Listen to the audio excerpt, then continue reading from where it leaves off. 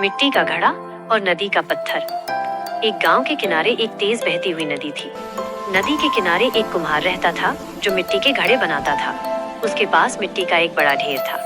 ढेर के बीच में एक छोटा सा पत्थर पड़ा था जो बरसों से वहीं था। ये पत्थर बहुत चिकना और चमकदार था क्योंकि नदी के पानी ने इसे रगड़ रगड़ कर सुंदर बना दिया था।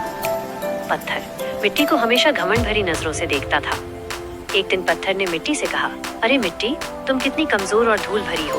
तुम्हें हर दिन पैरों से रौंदा जाता है और पानी में भिगोया जाता है। देखो मुझे, मैं कितना कठोर, मजबूत और चमकदार हूँ। कोई मुझे छू भी नहीं सकता। मिट्टी ने नम्रता से जवाब दिया, हाँ दोस्त, तुम कठोर हो लेकिन मैं बदल सकती हूँ। तुम स्थिर हो लेकिन मैं एक नया रूप ले सकती हूँ।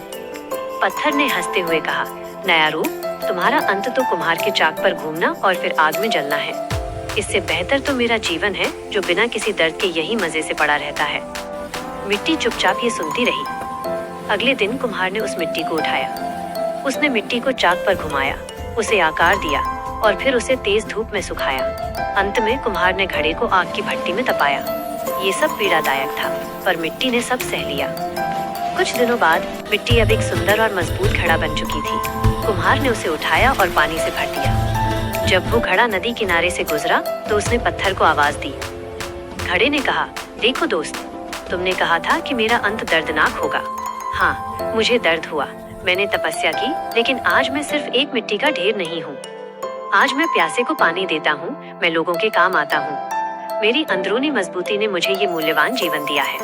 पत्थर नीचे पड़ा रहा। वो आज भी कठोर और चिकना था, लेकिन उसका कोई उपयोग नहीं था। वो केवल वहीं पड़ा था। उस दिन पत्थर को समझ आया कि आसानी से मिली हुई मजबूती या सुंदरता का कोई मूल्य नहीं होता। सच्चा मूल्य तो त्याग, मेहनत और संघर्ष से आता है, जो हमें दूसरों के काम आने योग्य बनाता है। कहानी की सीख, सफलता बिना संघर्ष के नहीं मिलती। हर बड़ी उपलब्धि के पीछे कड़ी मेहनत और दर्द को सहने की क्षमता छिपी होती है।